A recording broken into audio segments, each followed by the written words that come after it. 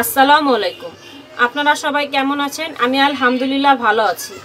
আমি আজকে আপনাদের চিংড়ি মাছ ভুনা করে দেখাবো, কিন্তু একটু অন্যরকম ভাবে। এই জন্য এখানে বেশ কিছুটা টমেটো কেটে নিচ্ছি, এরকম ছোট ছোট করে কিউব করে কেটে নিচ্ছি।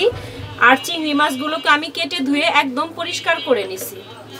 আর এখানে কিছুটা শুকনা মশলা নিয়ে নিছি, লবণ, মরিচের গুঁড়া, হলুদ আর ধনিয়ার গুঁড়া নিয়ে নিছি।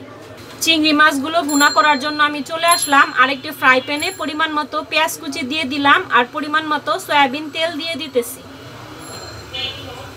এমন অনেকে আছেন যারা আমার চ্যানেলে রান্নার ভিডিওগুলো প্রতিদিন দেখেন, কিন্তু এখনও আমার চ্যানেলটি সাবস্ক্রাইব করেননি। প্লিজ আমার চ্যানেলটি সাবস্ক্রাইব করে আমার পাশে থাকবেন।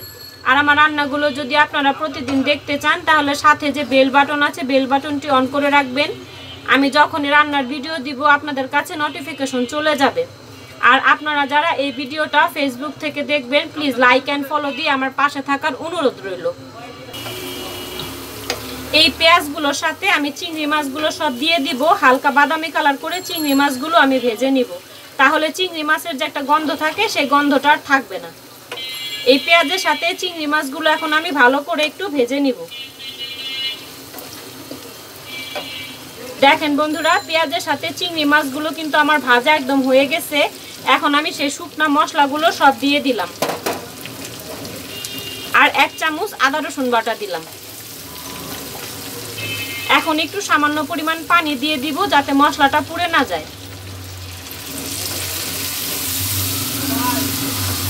আপনারা একবার হলেও আমার এই রেসিপিটি বাসায় ট্রাই করবেন, অনেক ভালো লাগবে। ছোট থেকে বড় সবাই কিন্তু এই চিংড়ি ভুনাটা কিন্তু খুব পছন্দ করবে। এখন ভালো করে আমি নাড়াচাড়া দিতেছি, যাতে মশলাগুলো সব একসাথে মিশে যায়। ছোট থেকে বড় সবাই এই চিংড়ি মাছ ভুনাটা তো খুব পছন্দ করে, তো আমার এই রেসিপিটা আপনারা একবার হলেও বাসায় ট্রাই করবেন, অনেক ভালো লাগবে। চিংড়ি মাছগুলো কিন্তু মশলার সাথে ভালো করে আমার কষানো হয়ে গেছে। এখন আমি সেই টমেটোগুলো সব দিয়ে দিব।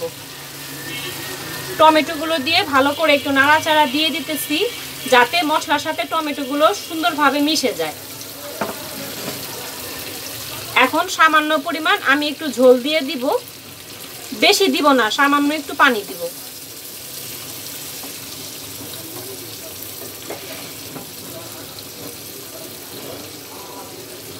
আপনাদের সবার কাছে আমার একটি অনুরোধ থাকবে, আপনারা ভিডিওটি কখনো প্লিজ টেনে টেনে দেখবেন না, প্রথম থেকে শেষ পর্যন্ত দেখবেন।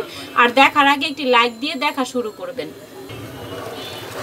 ঢাকনাটি সরিয়ে আমি ভালো করে একটু নাড়াচাড়া দিয়ে দিলাম। দেখেন তরকারিটি কিন্তু আমার সুন্দর বলক চলে এসেছে। এখানে 4 থেকে 5টি কাঁচামরিচ আমি কেটে রাখছি, তো এই কাঁচামরিচগুলো এখন আমি সব দিয়ে দিলাম।